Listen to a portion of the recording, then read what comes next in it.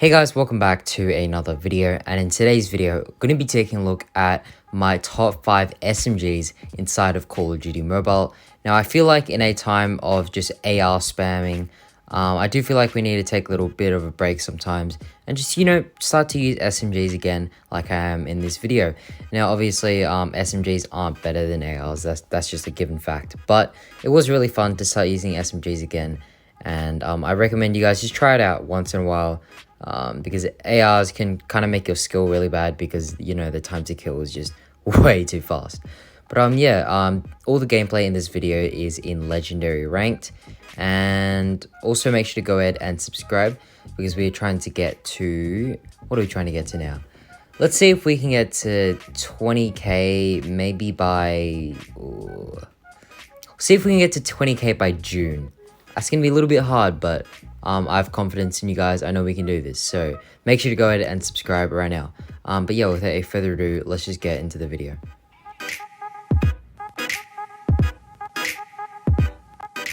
Alright, so coming in at the number 5 spot, we have the Cordite. Now, the Cordite is just one of those guns that, to become really viable inside of Call of Duty Mobile, all it needs is a buff. And I feel like that's kind of the case with a lot of the SMGs inside of this meta. If you want to make them better than the ARs, or like at least close to the ARs, you just need a bit more of a buff. But yeah, the Cordite is a really fun gun to use. It's really decent at close range, just because it has really good hip fire, and it's got a pretty decent iron sight. I am using a different skin here, but the default Cordite iron sight is also really nice. And yeah, if you guys didn't see, I think a couple of days ago I posted a Cordite video. So make sure to go ahead and check that out because that is a bit of a banger. But yeah, as you guys can see, I'm just rocking the Cordite in Legendary Ranked. So I reckon it is a bit of a laser. The class that I have on right now has virtually no recoil at all. And yeah, it just kind of lasers people. Close range, hip fire obviously, and then mid to longer ranges you can easily handle with the Cordite just because of that no recoil. This gun isn't exactly the best, and it's kind of an average gun. It just kind of needs a buff. That's all it needs. If this gun just had a buff, then I'm almost certain this could go almost to number 1 on this list. Yeah, that's basically the Cordite. It's super underrated right now. Not enough people are using it, but then again, it is the AR meta, so barely anyone's using SMGs at all, and it is at the number 5 spot. So yeah, I'm just going to have the Cordite in the number 5 spot, and we'll just go ahead and have a look at the loadout. Alright, so for my loadout, I've got a Monolithic Suppressor, OWC Marksman, MIP Strike Stock, OWC Laser Tactical, and Granulated Grip Tape. Alright, so coming in at the number 4 spot, we have the QQ9. Now, I'd say the QQ9 is probably the best at close range in terms of time to kill out of all the guns in this list. And yeah, it's just a really fun gun to use. It's more of an aggressive gun, just like another gun that is coming up soon. But yeah, it's just super fun to use, but I don't really think that, you can use this that much in terms of competitive play, especially in the pro scene. I feel like QQ9 will just be a little bit hard to use right now. It definitely is possible if you don't miss any shots, but still, you can easily get outgunned by all the ARs. But yeah, I just feel like I needed to put it here just because of that close range capability with the QQ9, and it just feels really smooth. The QQ9 is just one of those guns that a lot of people just come to for SMGs just because of the feel of this gun, and that's really important, especially in the pro scene. Just the feel of the gun and how the player sort of interacts with the gun that they're using, and the QQ9 is just one of those guns. As you can see, I'm on high rise right now, which is by no means a close range map, and it's still doing okay. I'm versing legendary ranked players who are all like using ARs and stuff, and it's doing alright. If you can hit your shots, then the QQ9 is pretty viable, and I think it does deserve a number 4 spot. So we're just gonna go ahead and put it here at the number 4 spot. Alright, so I've got an MIP light flash guard, RTC recon tackle, OWC Laser Tactical, and 10mm 30 round reload, and the Granulated Grip Tape. Coming in at the number 3 spot, we have the QXR. Now, the QXR is kind of like a QQ9, just with a bit more range, and I think it has maybe same kind of mobility. Not quite sure in terms of the stats, but it does feel like a really great gun. It does feel really aggressive, just like the QQ9. And yeah, it just feels like a better version of the QQ9. That's basically what the QXR feels like to me. But yeah, there's quite a few people are still using this in the pro scene, but that's only really for certain maps and certain modes. For example, like hardpoint, getting people off the point. I wouldn't say it's that viable in S&D unless you're doing like a more close range map or you know how to rock SMGs. Yeah, the QXR is just it's not that viable at longer ranges. Even though the loader I've got on right now doesn't really have that much recoil, the QXR just doesn't, the damage output on this gun at longer ranges, and when I say longer ranges, I mean like medium ranges. It just doesn't, perform as well as the top two guns on this list, which are coming right up, and I'm sure you guys will not be surprised about it at all. But yeah, as you can see, around close range, like close mid range, the QXR still shreds. And that's why it's one of my favorite SMGs to go to every time I play this game. Always resort to the QXR because it just feels super, super nice. And yeah, that's going to be the QXR at the number 3 spot. Now, if we go ahead and take a look at my attachments, as you can see, I've got an MIP Light Flash Card, OWC Marksman, Enhanced Bolt, OWC Laser Tactical, and Granulated Grip Tape.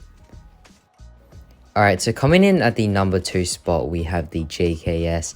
Now, the gameplay that you guys are seeing on screen right now is from yesterday's video where I dropped a nuke in Legendary Ranked. So make sure to go ahead and check that video out because it is quite a bit of a banger. I'll tell you guys that. But yeah, the GKS is an absolute laser. Ever since we saw Tectonic using this in, I think, like stage 3, stage 4, COD Mobile Championships, I can't remember which stage. But yeah, ever since people started seeing Tectonic using this gun, it went absolutely viral, and everyone started to try out the GKS. Now, is the GKS better than ARs?